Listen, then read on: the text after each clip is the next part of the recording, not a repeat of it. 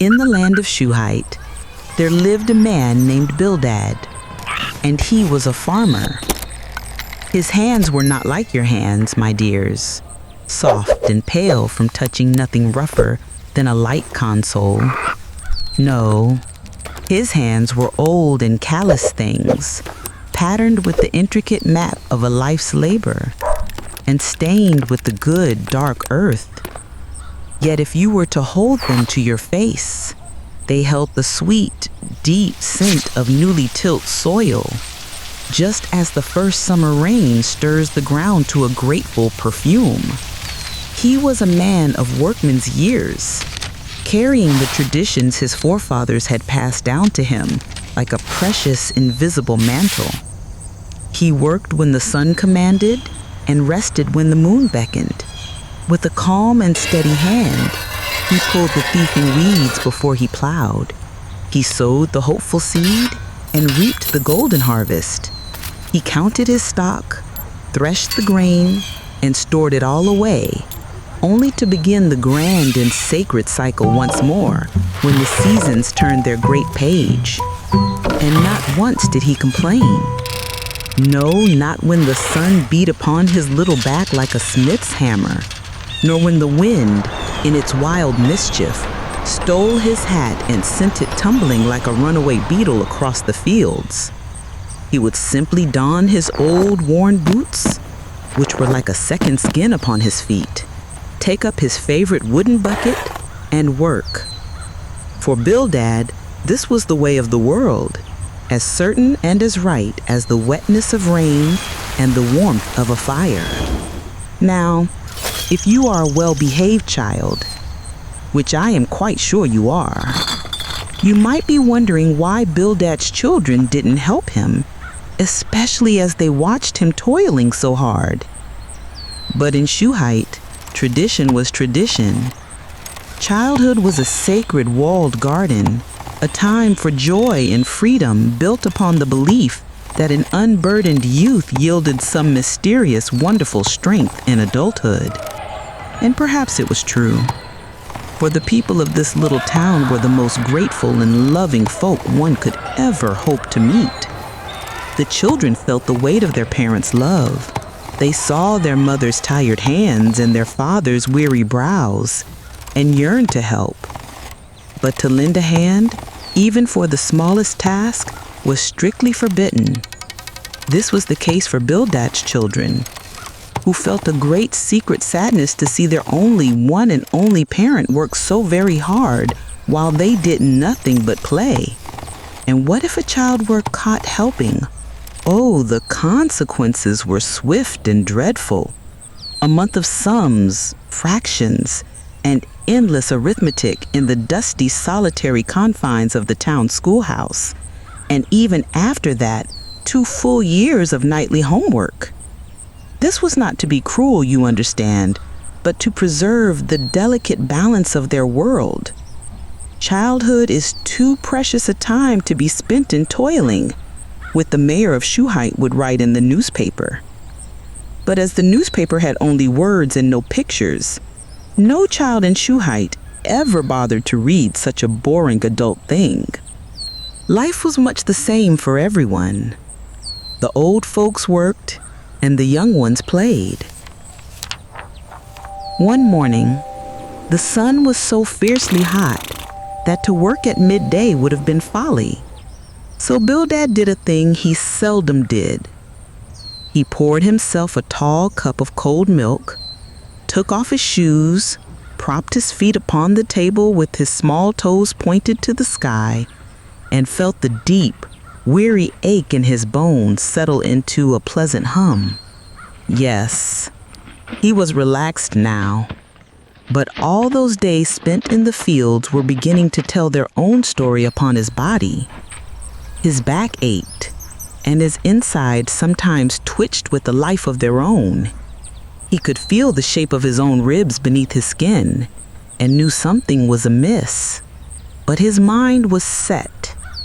Each crop he grew was a brick in the foundation of his future and his children's well-being. For in Shuhite, the greatest honor was this: When a parent's hands grew frail and their legs wobbled, their children, now grown strong and capable, would care for them with all the tenderness they themselves had once received. As Bildad sat, he dreamed of his golden years. He saw himself as an old man, sipping a jug of milk and eating toasted bread with fresh jam, watching his strong children tend the land that was once his. When his back ached, they would call upon beautiful nurses to massage his feet with flower-scented oils. They would carry him to bed like a king. Yes, those days were coming. His mind drifted further to a spring day many years ago. He had been barely 14, walking home through the orchards. His parents had shielded him from every hardship. But his 14th birthday had come and his father had called him to the fields before dawn. He said, "It is time for you to step into my glory."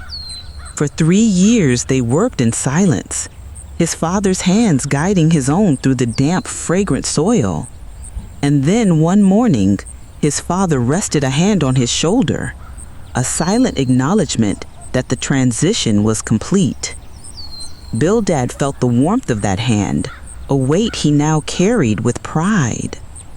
A low, grating, crunching noise pulled him from his reverie. He turned and saw his ugly, troublesome dog gnawing on his favorite watering bucket, splinters of wood strewn about its dirty paws like bones from a feast. The dog looked up, its mouth full of wood, a mischievous, unrepentant glint in its eyes. Bildad's face, usually so calm, tightened into a mask of fury.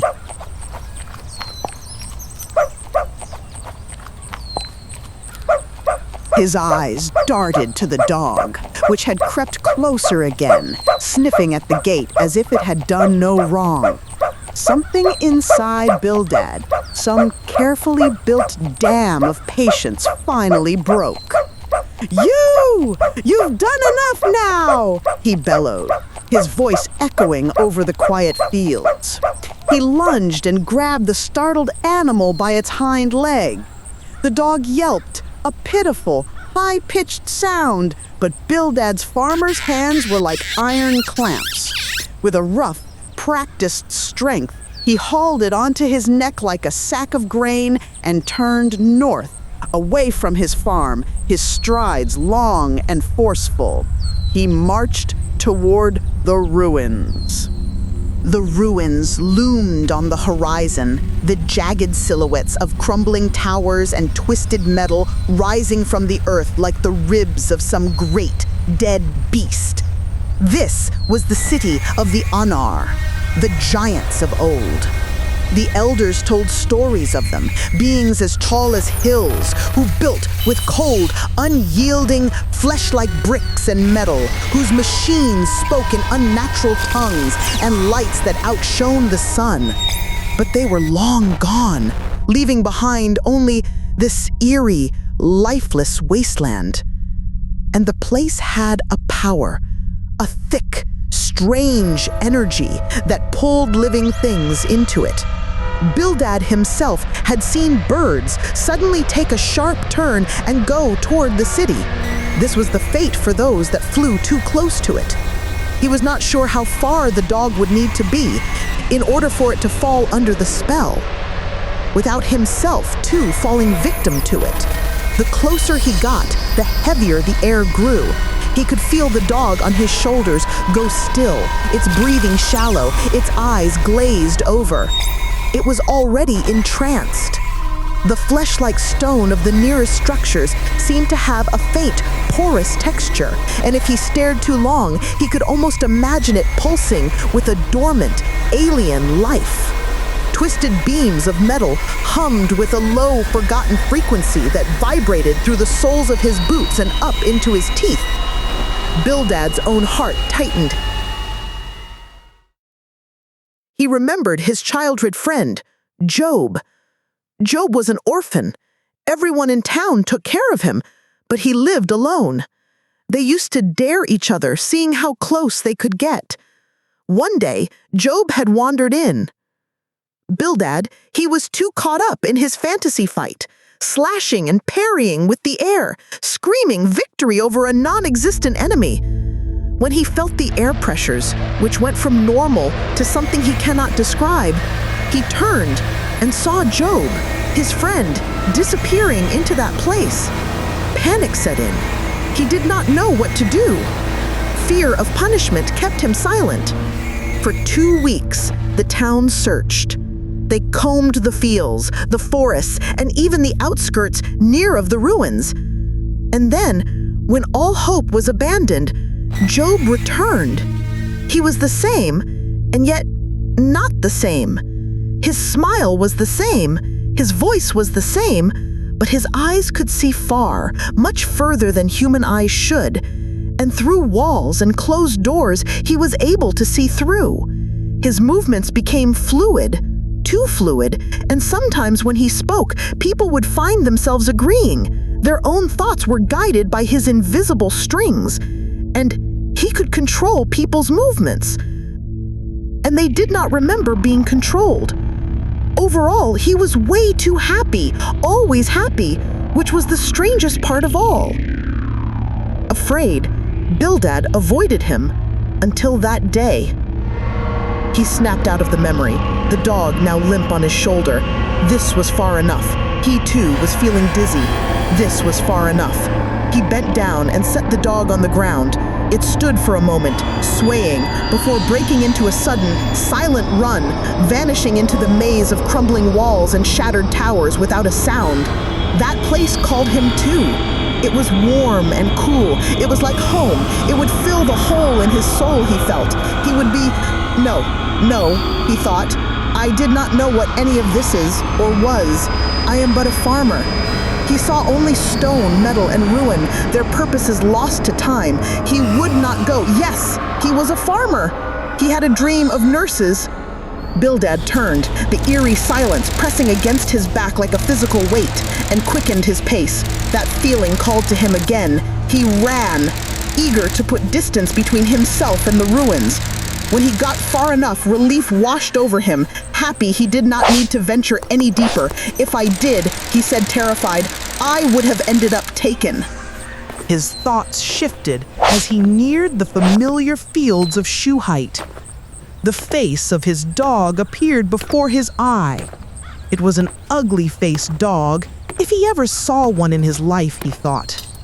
Maybe that is the reason it misbehaved so much. But who shall know these things? The looming task of going into town to replace the bucket, along with the inevitable encounters with the chatty townsfolk, made his heart sink. He muttered under his breath, and all because of that ugly, cursed dog. His voice trailed off as the dusty road stretched ahead of him, the quiet fields offering no reply. Bildad opened his gate. He was home. He loaded his cart with crops and headed for town. Now Bildad took his cart and filled with crops and headed to town. As he neared town, Bildad spotted old Pat, the cobbler, leaning against his shop door, arms crossed. Seeing Bildad, Pat broke into a smile. Well, if it isn't Bildad Shuhite, he called, his voice warm and booming. A rare sight to see you in town before market day. What brings you out here on this fine morning? Bildad's gut clenched. He forced a stiff nod, avoiding the cobbler's shrewd, kindly gaze. Just need a new bucket, Pat, he muttered, pushing his cart forward with more force than was necessary. The day's wasting. Wait, said old Pat. I have something to show you. The end.